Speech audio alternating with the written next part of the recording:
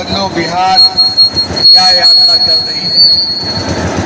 न्याय यात्रा के तहत पूरे बिहार में 5 जगहों से एक मुख्य पदयात्रा जोनल स्तर पर ऑर्गेनाइज की गई है। भाकपा माले के राष्ट्रीय महासचिव दीपांकर भट्टाचार्य के नेतृत्व में गया नवादा होते हुए संपूर्ण मगध क्षेत्र में यात्रा करते हुए वो पटना पहुँचेंगे।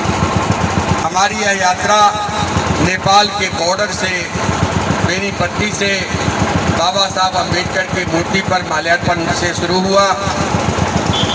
लोहा, दलुआही, मधुबनी, रैयाम, पंडौल, लोआम, जीवछ घाट, हेंगोली, धोई घाट, दोनार होते हुए कर्पूरी चौक होते हुए दरभंगा में एक विराट मिथिला विकास सम्मेलन हुआ।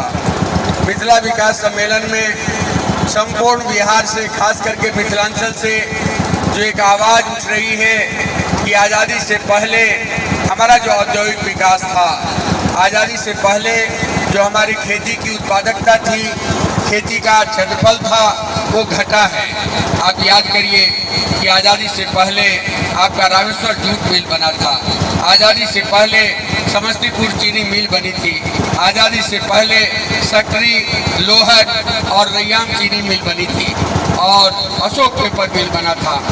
ये पंडौल का सूखा फैक्ट्री था, लेकिन एक एक करके सारे फैक्ट्री बंद हो गए और मिथिलांचल को एक मजदूर सप्लाई का जोन बना दिया गया। ये मिथिलांचल के लिए एक बड़ा सवाल है। इस सवाल को उस मिथिला विकास सम्मेलन से मजबूती से उठाया गया। इस बात को भी मजबूती से उठाई गई कि मिथिलांचल में एक केंद्रीय विश्वविद्यालय का यदि स्थापना होगा तो मिथिलांचल के मजदूर किसान परिवार के बच्चे जो प्रतिभावान हैं, पैसे के अभाव में वो दिल्ली, पटना नहीं जा पाते हैं, चेन्नई नहीं जा पाते हैं, मजबूरन उन्हें अपनी पढ़ाई अधूरी छोड़नी पड़ती है। इसलिए मिथिलांचल में एक केंद्रीय विश्वविद्यालय बने, इस बात को भी मजबूती से उठाया गया। बिहार एक गरीब प्रदेश है। पूरे हिंदुस्तान में गरीबों में भी गरीबी का ये राज्य है। प्रति व्यक्ति आमदनी में, पर कैपिटा इनकम में, हर लिहाज से बिहार पिछड़ा हुआ है। मानवीय विकास सूचकांक में बिहार पिछड़ा हुआ है। लेकिन बिहार के गरीबी को लेकर के एक बात हुई थी, महागठबंधन सरकार के दरमियान सामाजिक आर्थिक सर्वे हुआ था, जाति गणना हुई थी। उस आधार पर दलितों का, अति पिछड़ों का और पिछड़ों के आरक्षण के दायरे का विस्तार हुआ था। लेकिन भाजपा ने साजिश करके हाई कोर्ट, सुप्रीम कोर्ट से उस पर रोक लगा दिया और महागठबंधन सरकार का ये फैसला था कि बिहार में 95 लाख परिवार ऐसा है जो 4-5 हज़ार रुपया मासिक कमाई के आधार पर जिंदा है।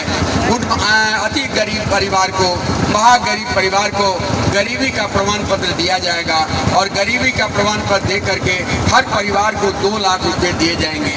ये कैबिनेट का फैसला है, गजट हो गया है, लेकिन ये नीतीश जी भाजपा के साथ मिलकर के इसको 15 लाख का जुमला बनाना चाहते हैं। ये हमारी पदयात्रा संपूर्ण बिहार से आवाज उठा रही है कि मोदी के जुमला की तरह, 15 लाख के जुमले की तरह गरीबों को 2 लाख का अनुदान किया का जो बात है उसको हम जुमला नहीं बनने देंगे।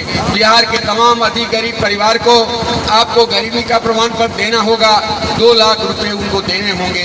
ये हमारे आंदोलन का बड़ा सवाल है। हमारे आंदोलन का बड़ा सवाल है कि आप सोचिए, मैं बिहार वासियों से पूछना चाहता हूँ, बिहार वासियों के बीच में कहना चाहता हूँ कि आपके बगल के झारखंड में वृद्धा पेंशन 2,000 रुपया मिलता है। ये मध्य प्रदेश में 4,000 रुपया मिलता है और बिहार में वृद्धा पेंशन केवल 400 रुपये मिलते हैं। बूढ़े को, वृद्धों को, महिलाओं को, विकलांगों को, विधवाओं को यदि 3,000 रुपया मासिक पेंशन मिलेगा तो एक समाज में सम्मान के साथ वो जिएगा। बेटा के सामने हाथ नहीं पसारना पड़ेगा, बहू के सामने हाथ नहीं पसारना पड़ेगा। ये जो मानवीय प्रश्न है, इस मानवीय प्रश्न को ये सरकार खारिज कर रही है।